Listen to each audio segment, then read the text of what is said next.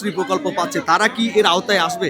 না, পশ্চিমবঙ্গ সরকারের অধীনে যারা সোশ্যাল ওয়েলফেয়ার অন্য কোনো স্কিমের অন্তর্ভুক্ত আছেন তারা এই স্কিমের মধ্যে আসবেন না। কিন্তু যেগুলো স্কলারশিপ রয়েছে, স্টুডেন্ট স্কলারশিপ, যেগুলো শিক্ষাশ্রী, ঐক্যশ্রী, বিবেকানন্দ, কন্যাশ্রী হ্যাঁ রয়েছে, এবং বিবেকানন্দ একটা নামে স্কলারশিপ রয়েছে। প্রোভাইড করতে হবে তথা ফর্মের সাথে অ্যাটাচ করে জমা দিতে হবে। এবং কত বয়স থেকে কত বয়স পর্যন্ত মানুষ এই ফর্ম জমা দিতে পারবে বা নিতে পারবে, এবং কারা কারা এই যে যুবসাথী প্রকল্পের আওতায় পড়ছেন বা কারা কারা যুবসাথী প্রকল্পের সুবিধা নিতে পারেন। আনন্দিত। তুমি এমনি কি করো? আমি স্টুডেন্ট।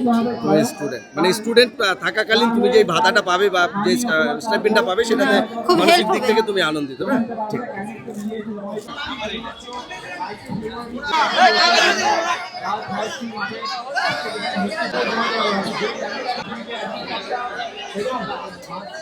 সুপ্রিয় দর্শক, আমি বর্তমানে রয়েছি আমাদের রতুয়া 1 নম্বর ব্লকের রতুয়া জুনিয়র বেসিক স্কুল প্রাঙ্গণে। আর এখানে দেখতে পাচ্ছেন প্রচুর মানুষ কিন্তু জমায়েত হয়ে রয়েছে। যে কারণে জমায়েত হয়ে রয়েছে, পশ্চিমবঙ্গ সরকারের জাস্ট কয়েকদিন আগেই যে ঘোষিত স্কিম যুবসাথী, সেই যুবসাথীর যে রেজিস্ট্রেশন ফর্ম জমা দেওয়ার যে ক্যাম্প বা ফর্ম নেওয়ার যে ক্যাম্প সেই ক্যাম্প কিন্তু এখানে অলরেডি চলছে। দেখতে পাচ্ছেন এখানে রেজিস্ট্রেশন ক্যাম্প সৌজন্যে রতুয়া 1 ব্লক, রতুয়া মালদা। এখানে প্রচুর মানুষ এলাকা থেকে সবাই এসে জমায়েত হয়ে কিন্তু কেউ ফর্ম নিচ্ছেন, কেউ ফর্ম জমা দিচ্ছেন, এবং ব্লক থেকে বিশিষ্ট আধিকারিকগণ তথা ব্লকের যে সকল কর্মকর্তারা রয়েছেন ওনারাও কিন্তু বিভিন্নভাবে ডিউটি পালন করছেন। এখানে আমি যদি একটু ডিটেলসে জানার চেষ্টা করি, আমাদের ব্লকের যিনি কর্মকর্তা রয়েছেন, ইনার এই যে ক্যাম্প চলছে সেই ক্যাম্পের যিনি তত্ত্বাবধানে রয়েছেন ওনার কাছ থেকে, তাহলে ব্যাপারটা আরও একটু স্বচ্ছতার সাথে আমাদের সামনে ভেসে আসবে। যেরকম কত তারিখ থেকে কত তারিখ পর্যন্ত ফর্ম দেওয়া চলবে বা ফর্ম জমা নেওয়া চলবে, ফর্ম জমা দেওয়ার জন্য প্রপার যে ডকুমেন্টস, সেই ডকুমেন্টস কী কী আপনাকে প্রোভাইড করতে হবে তথা ফর্মের সাথে অ্যাটাচ করে জমা দিতে হবে, এবং কত বয়স থেকে কত বয়স পর্যন্ত মানুষ এই ফর্ম জমা দিতে পারবে বা নিতে পারবে, এবং কারা কারা এই যে যুবসাথী প্রকল্পের আওতায় পড়ছেন বা কারা কারা যুবসাথী প্রকল্পের সুবিধা নিতে পারেন, একটু ডিটেলস আমরা জেনে নেব ব্লকের যিনি বিআইও সাহেব রয়েছেন, বিআইও সাহেবের কাছ থেকে।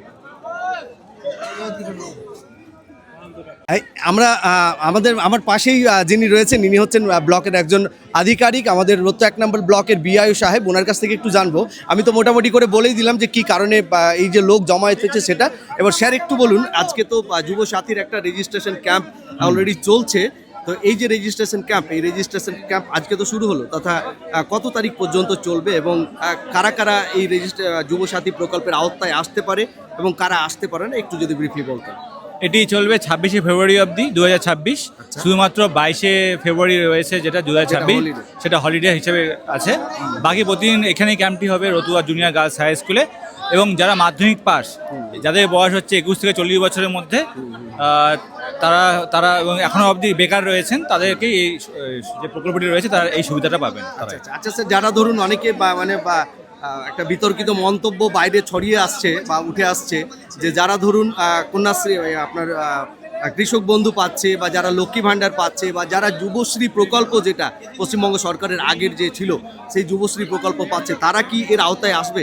না, পশ্চিমবঙ্গ সরকারের অধীনে যারা সোশ্যাল ওয়েলফেয়ার অন্য কোনো স্কিমের অন্তর্ভুক্ত আছেন তারা এই স্কিমের মধ্যে আসবেন না। কিন্তু যেগুলো স্কলারশিপ রয়েছে, স্টুডেন্ট স্কলারশিপ, যেগুলো শিক্ষাশ্রী, ঐক্যশ্রী, বিবেকানন্দ, কন্যাশ্রী হ্যাঁ রয়েছে, এবং বিবেকানন্দ একটা নামে স্কলারশিপ রয়েছে, সেগুলো যদি পায় তাহলে সেক্ষেত্রে এখানে এলিজিবল আছে। মানে স্কলারশিপ যেগুলো সেগুলো এলিজিবল আছে, কিন্তু আপনার ওয়েলফেয়ার ডিপার্টমেন্টের আন্ডারে যে সকল ওয়েলফেয়ার স্কিম আছে সেগুলোতে যারা পায় তারা হচ্ছে এলিজিবল পাবে না।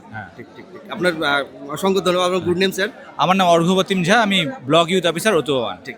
অসংখ্য ধন্যবাদ। Thank you. মানে অ্যাকচুয়ালি বলতে গেলে বাইরে বিভিন্ন ধরনের কিন্তু মন্তব্য আমরা আলোচনা শুনতে পাচ্ছি যে যারা আপনার কৃষক বন্ধু পাচ্ছে, যারা লক্ষ্মী ভাণ্ডার পাচ্ছে, বা যারা ভাতা পাচ্ছে, তারা কিন্তু এই যে যুবসাথী প্রকল্পের কিন্তু আওতায় পড়বেন না, বা ওনারা কিন্তু এই যুবসাথী প্রকল্পের টাকা কিন্তু কোনোভাবেই পাবেন না, ইভেন ফর্মও পাবেন না।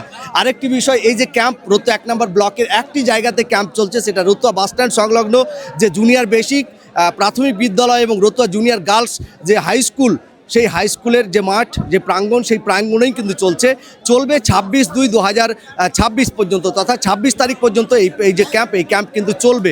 এবং ফর্ম যারা জমা নিচ্ছেন ওনাদের উদ্দেশ্যে বলি, ফর্ম জমা দেওয়ার জন্য আপনার যে সাপোর্টিং ডকুমেন্টস রয়েছে, সেই সাপোর্টিং ডকুমেন্টস আপনাকে তো সাথে নিয়ে আসতে হবেই।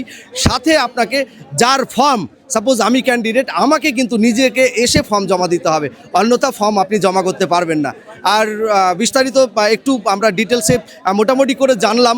যারা এই আওতায় পড়ছেন বা যারা এই সুবিধা নিতে পারবেন, তারা অতি সত্বর রোতা যে বেসিক স্কুল প্রাঙ্গণ, সেই বেসিক স্কুল প্রাঙ্গণে এসে ফর্ম আবার জমা দিয়ে এই সরকারি যে প্রকল্পের যে সুবিধা, সেই সুবিধা আপনারা নিতে পারেন। এখানে প্রচুর মানুষ। দাদা, কি এই যে পাবেন পশ্চিমবঙ্গ সরকার যে ভাতা দিচ্ছে বা 1500 টাকা করে দিবে, কি মন থেকে কি বলছেন? আনন্দিত? হ্যাঁ, আনন্দ। আর বাড়ি কোথায় আপনার? রতুয়া কোথায়? চৌধুরীমার কাছে। চৌধুরীমোড়। আপনার নাম? পিঙ্কু মণ্ডল। দাদা, কি ভালো লাগছে যে টাকা পাবো? হ্যাঁ, অবশ্যই ভালো লাগছে। অবশ্যই আর মমতার কাজটা ভালো আছে, দিদির কাজটা ভালো আছে, আমাদেরকে ভালো লাগছে। আপনার দাদা? হ্যাঁ, পাবো। আপনি কোথা থেকে এসেছেন? ফরিদপুর থেকে। হ্যাঁ, ফরিদপুর থেকে। হ্যাঁ। কেমন লাগছে? টাকা পাবেন? হ্যাঁ, পাবো। মমতা বন্দ্যোপাধ্যায়ের কাছ থেকে টাকা পাবো।